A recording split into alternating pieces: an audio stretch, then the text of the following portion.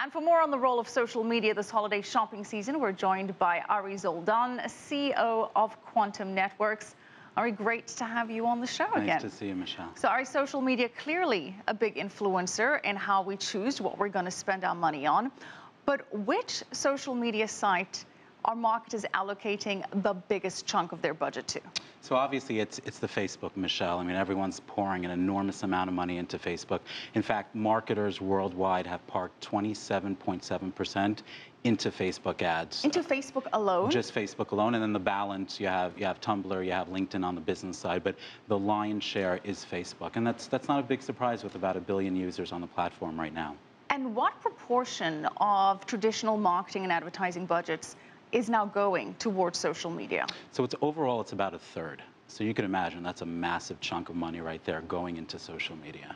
And does it really impact people's social buying habits? And to what degree? So right now, I would say that, and I think the industry as a whole would say it's very much indirectly impacted. What we're talking about with social media, it's more of a branding play and more of messaging. But as companies that we spoke about before, companies like... Let's talk about the buy button, because apparently this has been one of the big obstacles. You're looking at something you may want to purchase, but there are too many steps before making that click to buy.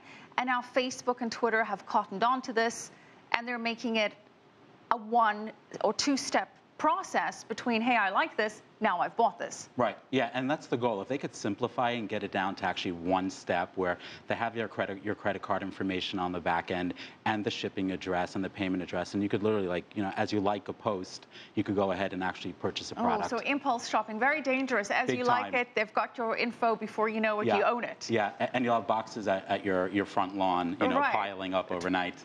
Now, speaking of wanting it, want, need, love, which is what WNELO stands for. I love that acronym.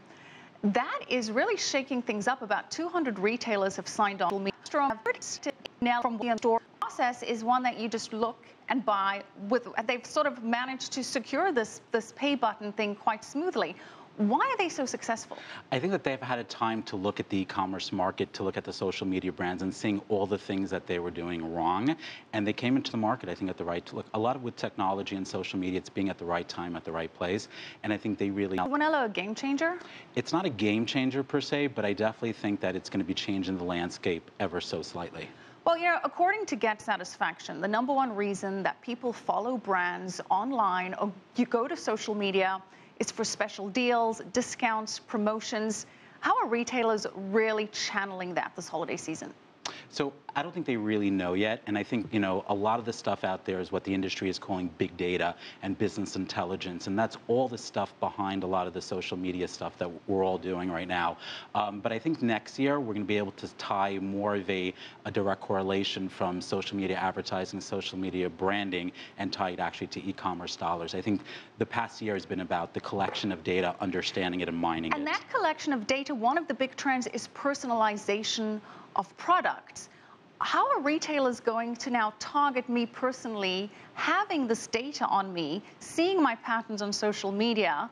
Are they going to come up with a pair of shoes that Michelle McCory's going to love? Yeah, there's no question. I mean, look, if they know your geographic location, if you check into a place on 47th Street, which the Diamond District right down the block, which I'm sure you do daily. Nice. Yeah, so but they're actually going to know the coordinates of what store you are at and some of the products that you've actually viewed, and then they're going to be able to tie that into your email address and tie that into your buying pattern, and they'll be able to target ads directly to you. Well, let's talk a little bit about location-based services. There's been a bit of a decline with them with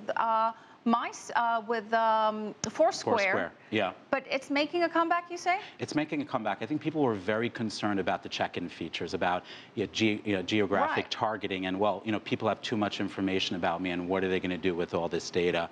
But I think Foursquare has been focusing recently about protecting your privacy, so people aren't that concerned. But I think with the convergence of big data, business intelligence, location-based services, the culmination of that is extremely powerful. They do have a lot of information out on us. Now, Thanksgiving coming up, big trend amongst retailers to keep their stores open, and that has caused a bit of an uproar. We have a number of social media sites saying boycott shopping on Thanksgiving. They want people to spend time with family and friends and not be out at the stores. How likely is it that they'll succeed? Are the retailers worried? Yeah, no, zero. It's chatter. It's chatter in the message boardrooms. It's cute, and it's a nice attempt to be able to get the retailers to close their doors, but it's never going to happen. Not going to have any impact. Zero. Well, you know who does have impact is celebrities, and we're seeing a lot of that in social media. Very briefly, tell me how celebrities work with pushing products on social media. So it's consumer product placement, where it used to be in television, you'd be sitting on a set, or you'd have a Coca-Cola or a Starbucks by you. Now there's value in Lindsay Lohan or Kim Kardashian tweeting about the product or a new kind of dress that she just wore. So there's value there, and you could actually peg it to a certain dollar amount based on purchases. So there's interesting value there. Well, imitation is the sincerest form of flattery. Yeah. All right. There you Well, go. happy shopping. Thank you so much. Zoldan, CEO of Quantum Network.